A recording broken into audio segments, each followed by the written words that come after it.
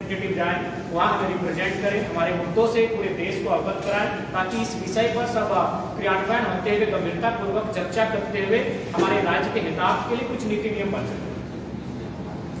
तो चुनाव लड़ेंगे क्या? आप देखिए, ये कोर कमेटी का है डिसीजन होगा। बाकी चुनाव हमारा व्यक्तिगत विषय नहीं है, विषय है बदलाव, और उस बदलाव में कोई व्यक्तिगत फैसला, व्यक्तिगत निर्णय, व्यक्तिगत चेहरा मायने नहीं रखता है। क्योंकि अभी 2024 आते आते हमारी जिन परिस्थितियां झारखंड में उत्पन्न हो रही है और झारखंड की परिस्थितियों से लोग रूबरू हैं, बहुत सारे संकटों का सामना करना होगा। ऐसी परिस्थितियों में हम लोग व्यक्तिवाद न होकर एक आइडियोलॉजी की ओर आगे बढ़ेंगे और उसमें जो भी सर्वसम्मति से निर्णय होगा उसका हम अनुपालन करेंगे। देखा गया कि आप वर्तमान सरकार का विरोध तो कर ही रहे हैं, आप भाजपा का भी विरोध कर रहे हैं। जैसे आपने बताया कि 2024 के चुनाव में आप कुछ सीट आपकी आ जाती है, जब तक आप सत्ता में नहीं आएंगे तो बदलाव कैसे करेंगे? तो किस पार्टी के साथ मिल जाएंगे? देखिए, उसके लिए हम लोग केजरीवाल के तर्ज पर अपेंड करेंगे, अपने जनता से हम लोग राय लेंगे कि हमें किसके साथ समर्थन देना चाहिए, विपक्ष में रहना चाहिए या सरकार जो बन रही है उनके साथ समर्थन देना चाहिए।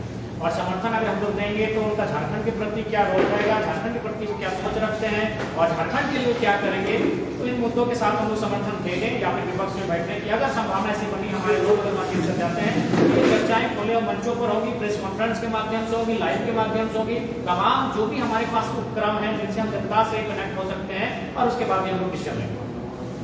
आपको लगता है क्या कि जब आपने आंदोलन शुरू किया और जब आप यहाँ पर पहुँचे हैं तो कुछ कमियाँ, जैसे जब शुरुआत की है तो बहुत सारे लोग आपके साथ थे, जहाँ शक्ति बढ़नी चाहिए थी तो घाटी को लेकर कुछ लोग आपसे दूर होते चले गए, ये आपने महसूस किया क्या? हाँ, स्वाभाविक है, क्योंकि जब आंदोलन का आगाज हुआ था तो उसमें सभी दलों के लोग आए थे। चूंकि ये सबकी अस्मिता का सवाल था और सबको इस बात का आभास भी हुआ कि कहीं ना कहीं हम लोग ठगे जा रहे हैं, तो जब आंदोलन का स्टार्ट हुआ था तो पर्दे से कहिए या फिर चेहरे पे मास्क ढक के कहिए, लगभग सभी दलों के लोग आए थे। लेकिन जब हम लोग इलेक्टोरल पॉलिटिक्स में बढ़े तो स्वाभाविक है, जो लोग ऑलरेडी जो दल स्थापित थे, क्योंकि सबसे बड़ी समस्या ये है कि ये नए नौजवान, ये नौसिखिए हैं, इनके पास जनबल है लेकिन धनबल नहीं है, इनके पास कोई स्ट्रेटजी नहीं है, इनके पास कोई किंग मेकर नहीं है। तो इस लिहाज से ये पॉलिटिक्स में अपने आप को स्थापित कर पाएंगे कि नहीं कर पाएंगे, ये सबसे बड़ा चैलेंज है। तो जाहिर सी बात है, जो लोग ऑलरेडी स्थापित पार्टियों में हैं, जो स्थापित हैं उनके दलों में हैं, तो जाहिर सी बात है उसकी उनकी रुख कर रहे हैं, और लिहाजा कुछ लोग जो विभिन्न दलों से आए थे फिर अपने दलों के साथ जाने की चेष्टा कर रहे हैं और जा भी रहे हैं। तो ऐसा भी एक चैलेंजिंग है कि जब हम लोग इलेक्टोरल पॉलिटिक्स में बढ़ेंगे तो उन चीजों का हमें सामना करना पड़ा है और कर भी रहे हैं, ये सच्चाई है।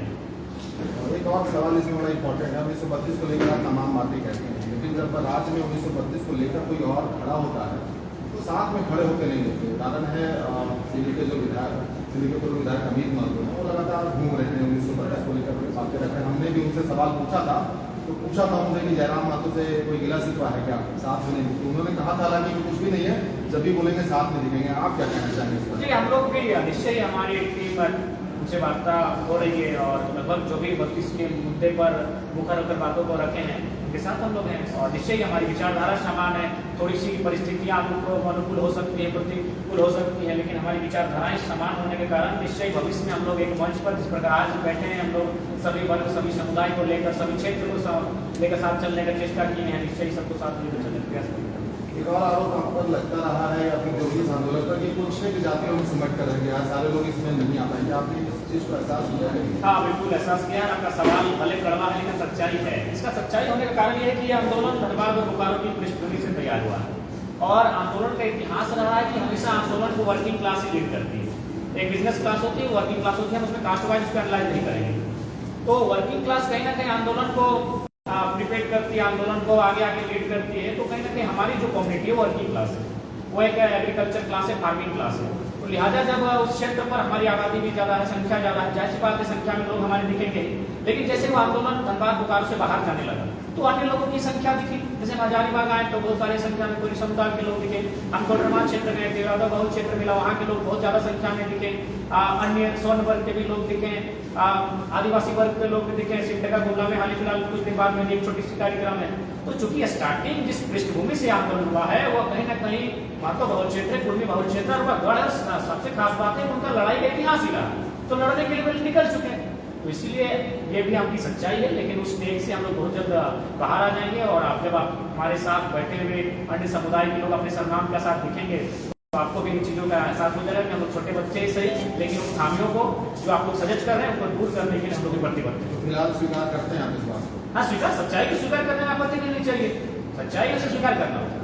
तो कैसे लाएंगे लोगों को साथ में, कैसे जोड़ेंगे? क्या सबसे बड़ी बात है आइडियोलॉजी कि भाई वास्तव में झारखंड के साथ हो क्या रहा है, या फिर जो भी नुकसान हो रहा है क्या किसी जाति विशेष का हो रहा है। जो भी विषय है, चाहे नियोजन की बात रहे, प्राइवेट सेक्टर की बात रहे, कॉन्ट्रैक्ट की बात रहे, एजुकेशन की बात रहे, या फिर कंपनी द्वारा लैंड एक्विजिशन की बात रहे, या फिर जो भी मैटर सामने आ रहे हैं, क्या उससे केवल और केवल एक समुदाय के लोग प्रभावित हो रहे हैं? नहीं हो रहे हैं। तो इन मुद्दों के साथ, इन बातों के साथ, इन विचारधाराओं के साथ निश्चय ही लोग एक साथ जुड़ेंगे, बैठेंगे और इन चर्चाओं के ऊपर विराम भी लगेगा और हम लोग एक नए सिरे के साथ एक नए इलेक्ट्रल पॉलिटिक्स की ओर कदम बढ़ाते हुए दिखेंगे। आपको लगता है कि झारखंड में घुसपैठ की भी समस्या, बिहारियों के बारे में बात करते हैं, देखिए उत्तर प्रदेश के बारे में बात करते हैं, कभी बांग्लादेश के बारे में बात नहीं करते? नहीं, क्यों नहीं, हमेशा कहें, चाहे हम तो स्पष्ट कहें कि प्रदेश हो या विदेश हो, बंगाल हो या बांग्लादेश हो या बिहार, उत्तर प्रदेश। ये सवाल इसलिए पूछे कि राजनीति में आ रहे हैं। आपका सवाल जमीन है। देखिए, जो हमारे भूभाग में रहते हैं, जो हमारी भाषा संस्कृति से अवगत है, वे लोग हमारे हैं, वे लोग इस क्षेत्र की आइडेंटिटी को धारण करते हैं।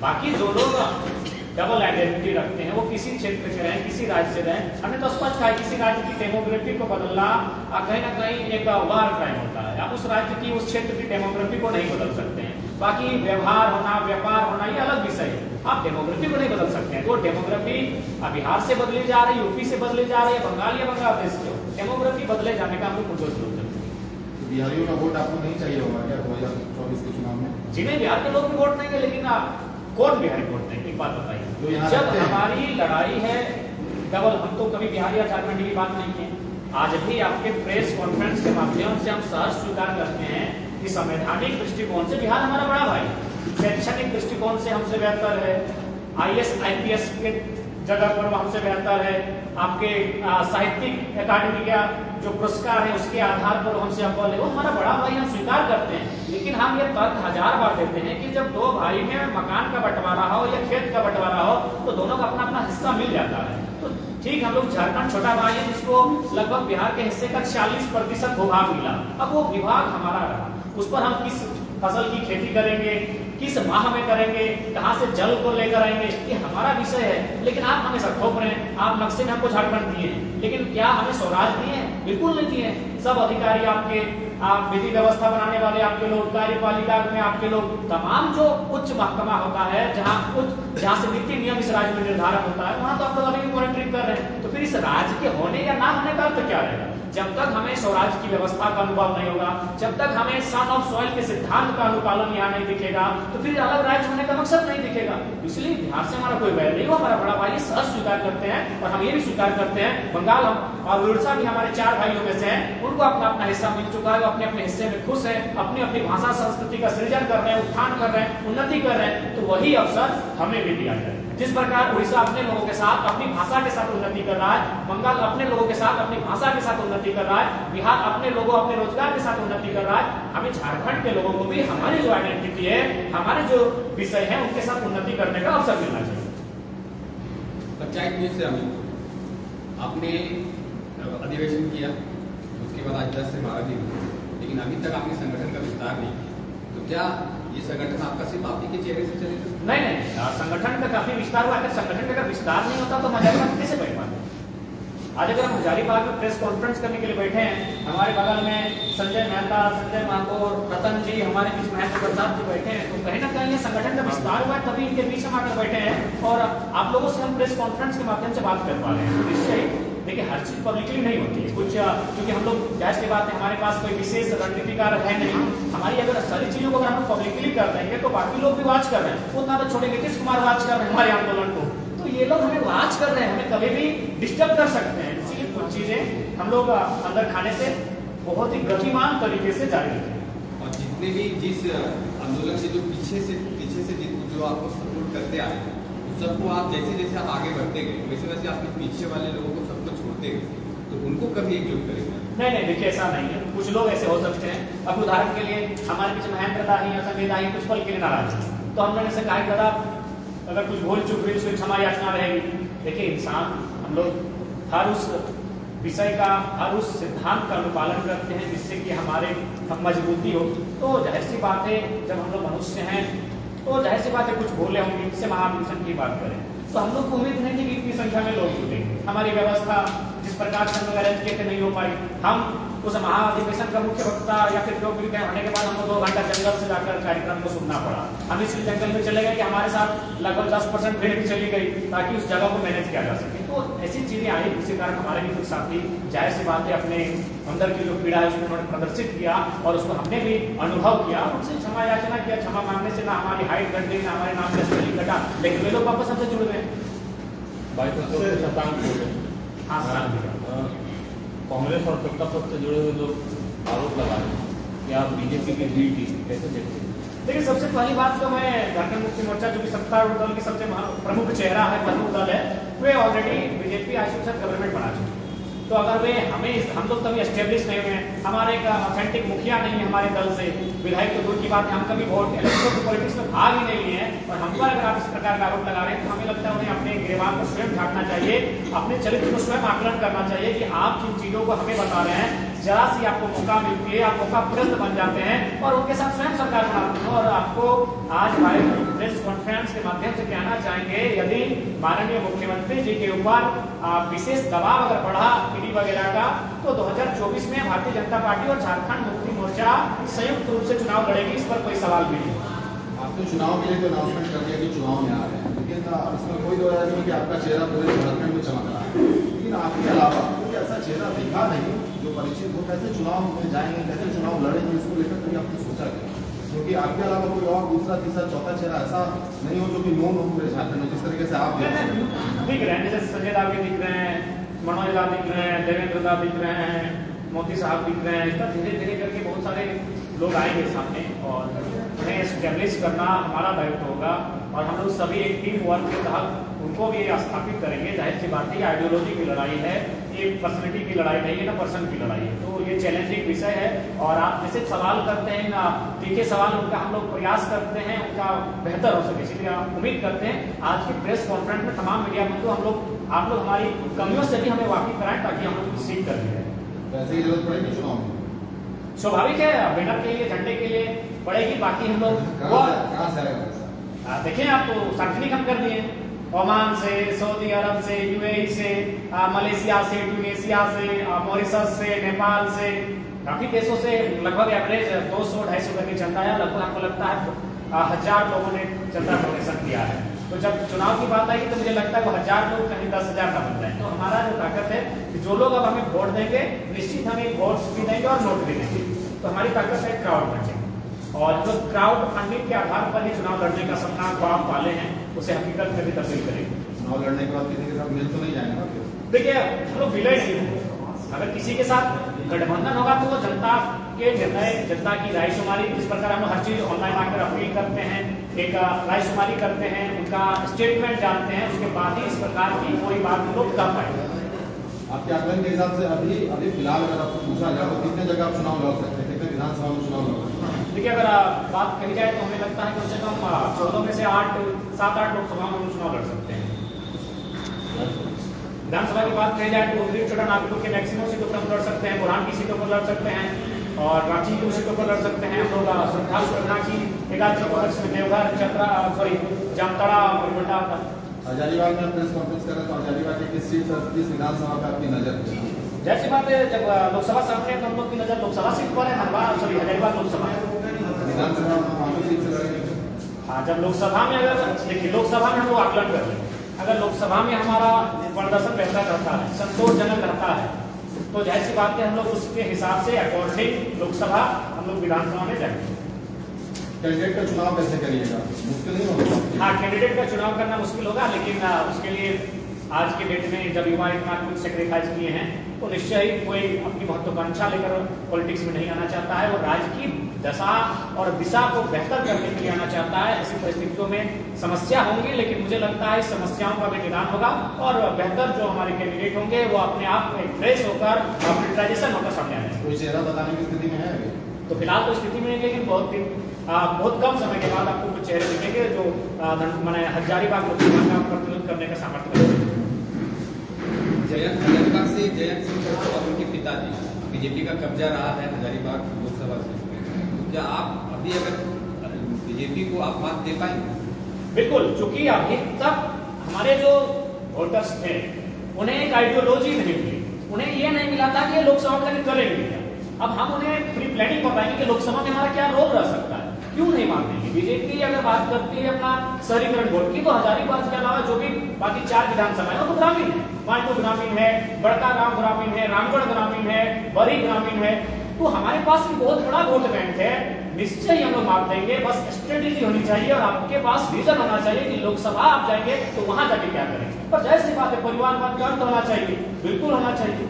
आपके अधिवेशन के बाद जो रिजवान आपके मंच पे दिखते थे, उन्होंने अलग पहले ही बनाया, 6 महीना पहले बनाया, उन्होंने कैंपेनिंग चालू कर दिया। नहीं देखिए, जो हमारा अधिवेशन था 2 दिन पहले उनसे बात हुई, उनको कहा कि आप विलय कीजिए और आइए, साथ में आइए। तो उनको पता नहीं उनका क्या इच्छा है, बाकी उनका सम्मान है, उनका आदर है और निश्चय ही हम लोग तो प्रयास कर रहे हैं, लगातार बात कर रहे हैं। ये हो सके जो हमारे जो लोग हमें एस्टेब्लिश होते हुए नहीं देखना चाहते उनकी कोई साजिश हो सकती है, बाकी वो हमारे अच्छे बड़े भाई स्वरूप है। हाँ नहीं, आप जान रहे हैं कि हम लोग साधारण लोग हैं, साधारण जीवन जीना पसंद है। साधारण होने के कारण ही चुनाव में सफल हो पाएंगे, नहीं तो फिर ईडी का प्रेशर पड़ेगा, सीडी का प्रेशर पड़ेगा, तो फिर आपके जो सिद्धांत विचारधाराएं चरमरा जाएंगे। तो सबसे पहली बात है, नए युवाओं को समझना होगा कि ये लोभ की राजनीति को त्यागना होगा। लोभ के कारण ही हमारे तमाम नेता फंसे हैं, चाहे महंत बाबू रहे, सुरेश बाबू रहे, बाबूलाल जी रहे या अन्य लीडर रहे। अपना व्यक्तिगत लोभ के कारण ही आज माने केंद्रीय दलों के आगे नतमस्तक हो जाते हैं। तो लोभ की राजनीति से बाहर आना होगा, चाहे फॉर्चुनर रहे चाहे स्कॉर्पियो रहे, लोभ की राजनीति से हमें बाहर आना। सर, आपने बातें सुन करके आपके लोगों के अंदर आस जगी, झारखंड आज में कितना खराब करेगा? क्या देखिए, हम लोग इस तरीके से बदलते हैं लोग, दूसरे को देखने को नहीं मिलेगा। देखिए, क्या कहना चाहिए? जिस प्रकार अभी वर्ल्ड कप होने वाला 2023 में भारतीय टीम पर एक बहुत बड़ी उम्मीद होगी, क्योंकि हम ग्राउंड है, तो आज तो है, लेकिन वो प्रयास कर सकती है, मेहनत कर सकती है। परिणाम कहीं ना कहीं ये लोग चुनाव है और परिणाम लोगों की सोच पर डिपेंड करता है कि हमारे जो मतदाता है वो किस प्रकार अपने वोट के महत्व को समझ पाए कि 1 पर्सन 1 वोट 1 वैल्यू। कि वोट आपका केवल एक दिन का श्रृंगार नहीं है, पूर्ण रंग की स्याही आपके हाथों में है कि आपके आने वाले उज्जवल भविष्य की एक आधारशिला रखी जाएगी। तो ये जनता के मनोभाव पर, जनता की माने स्थिति पर डिपेंड करता है कि हम लोग कितना सफल हो पाएंगे। हमारे पास विचारधारा है, विचारधाराओं का हम लोग आदान प्रदान करेंगे, प्रचार प्रसार करेंगे, उसके साथ चलना और समर्थन करना ये जनता का विषय है। तो उसी के अनुसार हम लोग अपनी सफलता का आकलन कर सकते हैं। जैसे कि झारखंड में संसाधन काफी ज्यादा है, कुछ नीतियां की वजह से ये हमारा काफी साधन क्या रणनीति होने वाला है?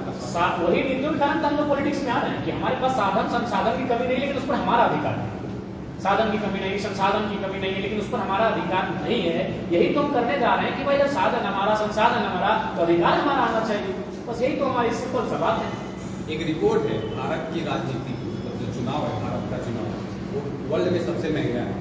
उसको आप कैसे टैकल करेंगे? क्योंकि बीजेपी आपकी सबसे बड़ी पार्टी है, उसके बाद पैसे की फंड की कमी नहीं है, उसके बाद सेकेंड में कांग्रेस है, तो इसको आप कैसे देखते हैं? देखिए, सबका एक टाइम ऑफ पीरियड होता है। जब 2014 का टाइम आया था तो मोदी का एक जोरदार मैजिक था और वास्तव में लगा कि मैंने मोदी के अलावा दुनिया में कुछ है ही नहीं। लेकिन समय बीता, उनकी नीतियां देखी, उनके व्यवहार को देखा, उनके आचरण को देखा, उनके वादों को देखा, उनके भाषणों को लोगों ने सुना और लगा कि नहीं, अब थोड़ा सा पैटर्न बदलना चाहिए।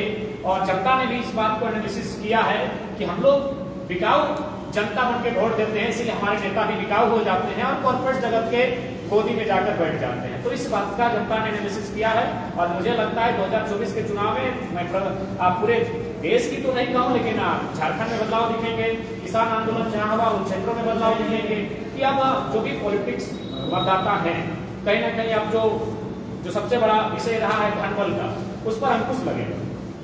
एक सवाल ये होगा कि आपने ये भी ओपन रखा है कि अगर पार्टी से कोई छोड़कर आपके साथ ज्वाइन करना चाहे तो कर सकते हैं? नहीं, बिल्कुल नहीं, भाजपा से कांग्रेस नहीं, कभी नहीं होगा। नए सिद्धांत, नया पैटर्न, न्यू थिंक, न्यू सोच, समय लगेगा स्टेब्लिश होने में। यही पल्लवी, यही एक दिन आगे बढ़ेंगे, यही पुष्पित होंगे, यही फलित होंगे। लेकिन जो अब अपना अंतिम पायदान पर है, ऐसे लोगों को लाकर हम रिस्क भी नहीं लेना चाहेंगे नॉट अलाउड का बोर्ड नहीं, बिल्कुल नॉट अलाउड है। क्यों नहीं रहेगा? क्या विश्वास है कि हमारे साथ चलेंगे? मतलब इसका भी डर है कि हाईजैक कर सकते हैं। बिल्कुल डर रहेगा कि हाईजैक कर सकते हैं, हमारे साथ आने के बाद हमारा इस्तेमाल करने के बाद वो कहीं जा सकते हैं। बाबूलाल मराठी नहीं बनना। मतलब जो भी रहेंगे आप युवा ही रहेंगे इसमें? युवा ही रहेंगे, इस बात को तय मानिए। या जो भी रहेंगे नए चेहरे ही रहेंगे, कोई पार्टी से नहीं आएंगे, किसी पार्टी में से नहीं। खासकर जो रूल कर चुके हैं पॉलिटिक्स, वैसे तो बिल्कुल लड़ना। अगर ऐसा बात कहिएगा तो मैं आपको अंदर खाने बता रहा हूँ, अभी एक प्रोजेक्ट में झारखंड सरकार के 1-2 मंत्री संपर्क किए हैं। हालांकि आपको यकीन नहीं करेंगे, लेकिन हम झूठ नहीं कहते, हर बात को हम स्वीकार करते हैं। 1-2 मंत्री संपर्क किए हैं और लगभग आधा दर्जन विधायक संपर्क किए हैं और पूर्व सांसद 3 पूर्व सांसद संपर्क किए हैं।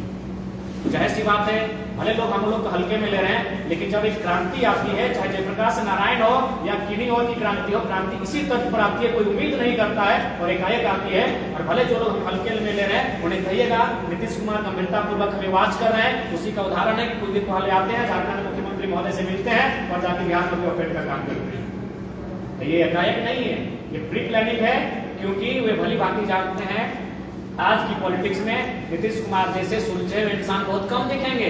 उनकी जो इच्छा है, हमें उनकी इच्छा का सम्मान करते हैं, बिल्कुल पीएम कैंडिडेट योग्य हैं वही। तो वे जाहिर सी बात है, जब उनकी पार्टी नेशनल ऑर्गेनाइज नहीं बनेगी तो अभी एक क्षेत्रीय पार्टी के रूप में उनको अपना 6% 3 राज्यों में, जैसा कि जानकारी है, आपका वोट परसेंटेज होना चाहिए, 3 राज्यों में आपके विधायक होने चाहिए, कुछ परसेंटेज है, तो उसके लिए झारखंड को टारगेट करेगी, क्योंकि झारखंड बिहार से अलग हुआ है। और किस बेसिस पर टारगेट करेगी? छोटा भाई के नाते। तो इसीलिए जब देखा कि झारखंड में 60-40 है, वो वहां 57-43 पे चली गई, 3 नीचे ही चली गई है, तो लिहाजा इसको आप हल्के में नहीं ले सकते हैं। यही आपके राज्यसभा सांसद माननीय खीरू महतो जी जाते हैं, सम्मान करते हैं, उनका आदर करते हैं, लेकिन वह राजनीतिक अंतिम पड़ाव पर थे, संन्यास की स्थिति में थे। उस शख्स को उठाकर अगर माननीय नीतीश कुमार अगर दिल्ली भेजे है, तो कहीं ना किसी आंदोलन के प्रभाव के कारण इस बात को आपको 1% भी मानिए, लेकिन मानना होगा। प्रदेश के मुख्यमंत्री में कोई अच्छी बात आपको नजर आती है? विरोध तो आप बहुत करते हैं, हाँ। क्वालिटी तो आपने देखा होगा। हाँ, अच्छी बात है कि मैंने क्रिकेट अच्छा खेलते हैं, 70 लाख का सामग्री के साथ क्रिकेट खेलते हैं, तो जाहिर सी बात है हम चाहते कि काश वो पॉलिटिक्स में ना हो। ऐसे भी तो गुरु जी के पुत्र थे, अगर वो क्रिकेट खेलते तो हमें लगता है कि एक बेहतर क्रिकेटर मिल जाता। हम लोग भी मैंने आज नाच करते हैं कि हमारे झारखंड से और एक बेहतर खिलाड़ी हो, और ये होना चाहिए। जितना स्ट्राइक आप मुख्यमंत्री को लेकर करते हैं, जबरदस्त स्ट्राइक करते हैं, जैसे चुनाव में आप खेलते हैं, क्योंकि अब चुनावी रणनीति भी उतना भाजपा के खिलाफ आप नहीं। देखिए, लोकसभा तो भाजपा के खिलाफ रहेगा ना। 14 में 12 सीटें एनडीए के पास है, 14 में 12 सीटें एनडीए के पास है। और आप देख लीजिएगा कि वो सुपर ओवर किसके साथ होगा। निश्चय ही जब हम लोकसभा में जाएंगे तो भारतीय जनता पार्टी हमारे सामने है।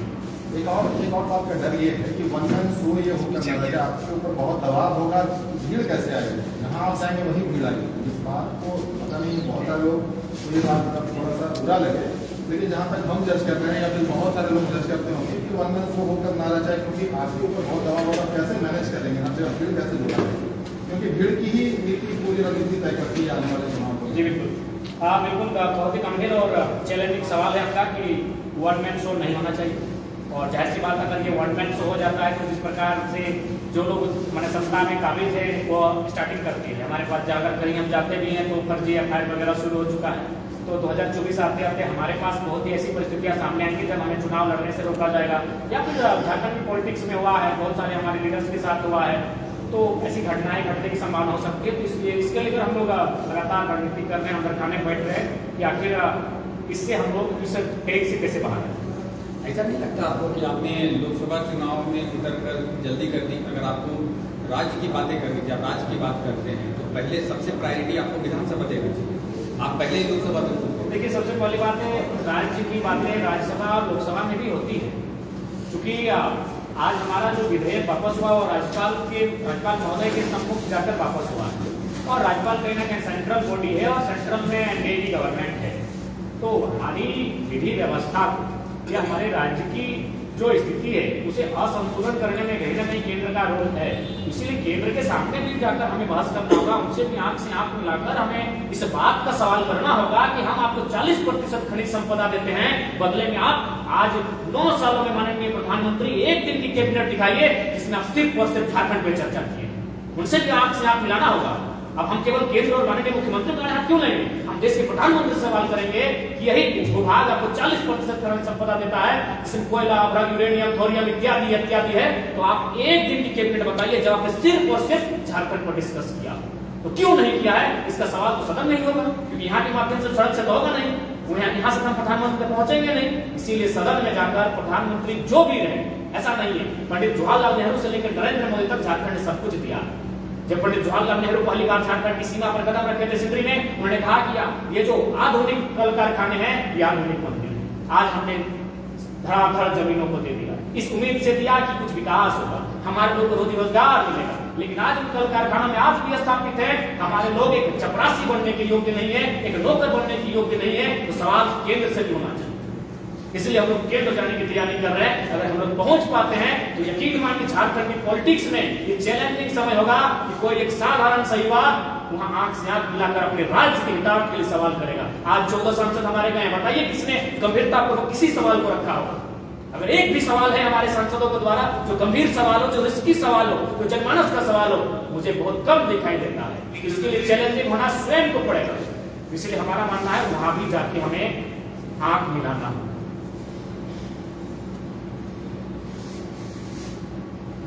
16 जुलाई को आप लोग का महाधिष्ठान का रैली है, संजय का उससे बेहतर बात बता सकते उसमें आप आइएगा ना? जी जरूर। दरअसल 16 जुलाई को गांधी मैदान में हम लोग ये कार्यक्रम करेंगे और जिसका नाम है बदलाव संकल्प सभा। और उस सभा में हम लोग इस इलाके के जैसे चतरा है, हजारीबाग है, बगल कचहरी है, मांडू है, इस तरीके के जितने भी आसपास के विधानसभा के क्षेत्र हैं उसके कार्यकर्ता यहाँ पर जुटेंगे और एक तरीके से हम लोग उस दिन संकल्प लेने वाले हैं कि आने वाले वक्त में हम लोग किस वोट चाहिए। दूसरा जो सवाल अभी लगातार आप लोग कर रहे थे कि बीजेपी पर आपसे हमलावर नहीं है और बीजेपी को लेकर के आप लोग क्या करेंगे।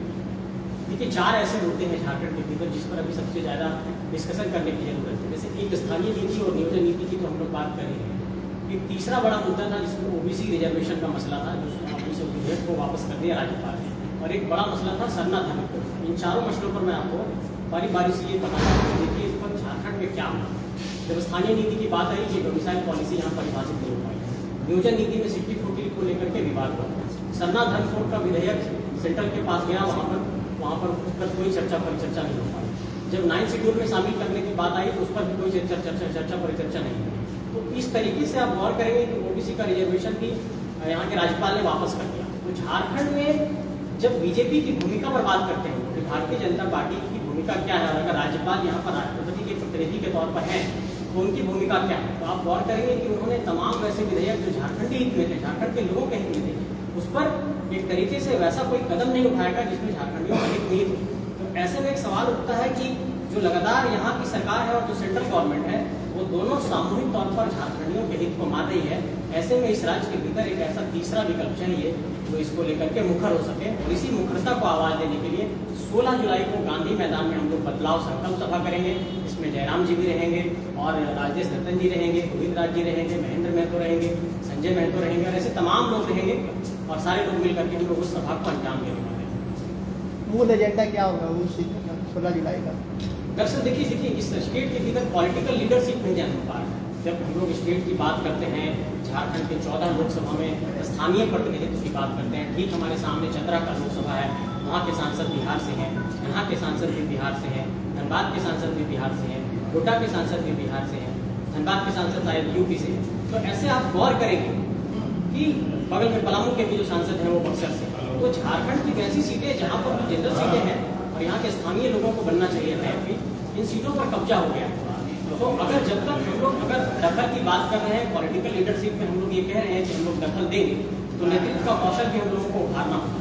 संकल्प सभा के माध्यम से हम लोग ये संदेश देने की कोशिश करेंगे कि जो हमारे इस इलाके से लोग पहुंचेंगे, जुटेंगे, उसमें कैसे हम लोग पॉलिटिकल लीडरशिप को जन्म दे सकें। और एक ये संदेश देने की कोशिश करेंगे कि हजारीबाग लोकसभा क्षेत्र में अब यहाँ पर स्थानीय नेतृत्व का प्रस्फुटन होगा, स्थानीय नेतृत्व का यहाँ पर सृजन होगा और स्थानीय नेतृत्व कैसे यहाँ पर आने वाले वक्त में चुनावी राजनीति में अपनी भूमिका को एक तरीके से बहुत मजबूती से रख सके। उसी के एक तरीके से ये विचार मंथन सभा उसके हम लोग अपनी बातों को जनता के बीच रखेंगे। उम्मीदवार की घोषणा होगी क्या? नहीं, अभी उम्मीदवार की कोई घोषणा नहीं होगी। हम लोग अभी से काम करेंगे। आने वाले वक्त में हम लोग कुछ आवेदन मंगाएंगे, लोगों के आवेदनों पर चर्चा परिचर्चा करेंगे, उसके बाद उस पर कोर कमेटी बैठेगी, कोर कमेटी उस पर कोई चर्चा परिचर्चा करेगी। मेरा सवाल आपसे है, आप पहले जैसे जयराम दादा ने जो हम पुरानी पार्टी से या किसी से लड़े हुए लोगों को हम अपनी पार्टी में जगह नहीं देंगे या फिर कुछ करेंगे, ऐसी उनका बात। आप पहले जो लोग स्थापित आप पहले आम आदमी पार्टी से लड़ चुके हैं या आप आम आदमी पार्टी के सक्रिय कार्यकर्ता रह चुके हैं, इसमें क्या कहते हैं? बहुत बेहतर सवाल है आपका। जब 2019 का चुनाव था, चूँकि मैं अन्ना आंदोलन में शामिल था, पार्टी ने मुझे चुनाव लड़ने के लिए टिकट दिया। लेकिन जब माटी की बात आ गई, जब हमारे माटी के सवाल आ गए, तो मुझे लगता है कि जब हमारे लोग सब लोग आंदोलन में खड़े हैं और झारखंड को बचाने की एक लड़ाई लड़ रहे हैं और मैं इस माटी का हूँ, तो ये मेरी प्राथमिकता बनती है, एक नैतिक दायित्व बनता है एक सामाजिक राजनीतिक कार्यकर्ता के तौर पर कि अपनी माटी के लोगों के साथ खड़े हो जाए। इसलिए मैंने ये निर्णय लिया है कि इस बार मैं अपनी माटी के लोगों के साथ खड़ा तो आप आम आदमी पार्टी छोड़ के आए हैं? जी बिल्कुल। तो वैसे तो माटी के सब भी हैं, अगर जैसे अभी किसी का भी नाम हमने कहा कि जो स्टैब्लिश लीडर है, जिन्होंने प्रतिनिधित्व कर लिया, जिनको मौका मिला, जो विधायक बने, मंत्री बने, जिनका कोई बड़े ये में नाम आ गया, क्योंकि हम लोगों ने उसको करियर की शुरुआत ही की। लेकिन आप झारखंड के परिदृश्य में जब आप देखेंगे कि ऐसे लोग जो संघर्ष कर रहे हैं राजनीति में, कोई ना उस वक्त ये आंदोलन नहीं था, कोई ना कहीं कोई ठौर ठिकाना ढूंढता है। मुझे ऐसा लगा कि केजरीवाल जी बेहतर काम कर रहे हैं, मुझे उन लोगों ने अवसर दिया तो हमने लड़ा। लेकिन अब मुझे ऐसा लगता है कि अगर चुनावी राजनीति में हम लोगों ने उतरने का ऐलान किया है और झारखंड की राजनीति को एक नया अगर हम लोग परिदृश्य देना चाहते हैं, एक नया आकार देना चाहते हैं, तो झारखंड की राजनीति में एक थर्ड फ्रंट की ऐसी जरूरत है जो झारखंडियत की बात करें, झारखंड की आइडियोलॉजी की बात करें, यहाँ के डोमिसाइल पॉलिसी की बात करें, यहाँ की नियोजन नीति की बात करें।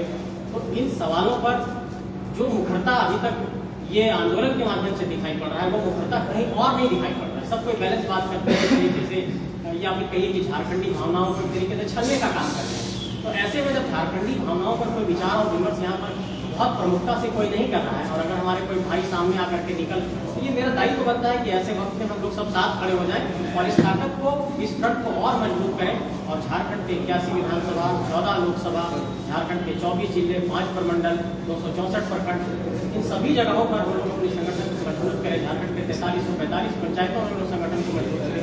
ये हमारी आइडियोलॉजी है और इस पर हम लोग काम कर रहे हैं। बहुत अच्छी बात कही आपने संजय जी, माटी की बात कही।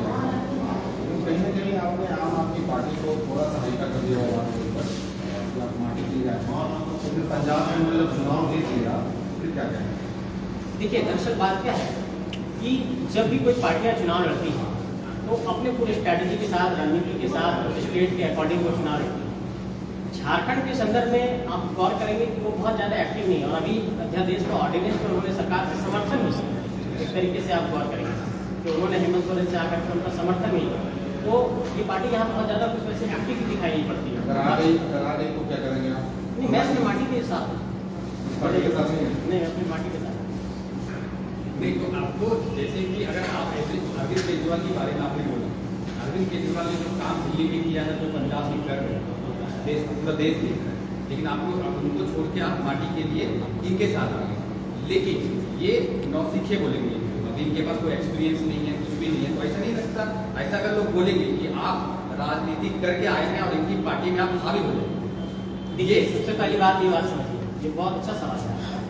जब भी पॉलिटिकल लीडरशिप की बात आती है, हम सब एक एज ग्रुप के 90 के डिकेट के हैं। उनके पास एक्सपीरियंस नहीं है, आपके पास एक्सपीरियंस है, तो ऐसा ना हो कि आप हावी हो नहीं, जाए। निश्चित तौर पर एक्सपीरियंस, इतना बड़ा आंदोलन कैसे खड़ा हो जाएगा? आंदोलन अलग चीज होती है, राजनीति अलग। संजय जी सवाल इसलिए भी हो गया कि जब मैंने आपसे पूछा था कि कहीं यहाँ का हाईजैक तो नहीं कर लेगा, तो आपने बोला था कि जरूर कर लेगा। तो सवाल सर कहीं ना कहीं किसी के लिए नहीं, तो आपका सवाल बहुत बढ़िया है, लेकिन इस बात को समझिए कि जो स्टैब्लिश लीडर है, जिन लोगों ने इस राज्य में एक तरीके से विधायक का पद प्राप्त किया, सांसद बने या फिर मंत्री बने, मिनिस्टर बने, जिन्होंने पॉलिटिकल लीडरशिप में अपना एक मुकाम हासिल किया, वैसे लोग आएंगे तो निश्चित तौर पर हमारे ऊपर हावी हो जाएंगे। लेकिन वैसे लोग जो खुद नौसीखिए हैं, जो सीख ही रहे हैं, अभी इनिशियल फेज में है, वैसे लोगों को मिलकर के कंधे को मजबूत करें। आप अपने आप को कहाँ मानते हैं? मैं इस सफर में साथ हूँ, कदमदार करेंगे।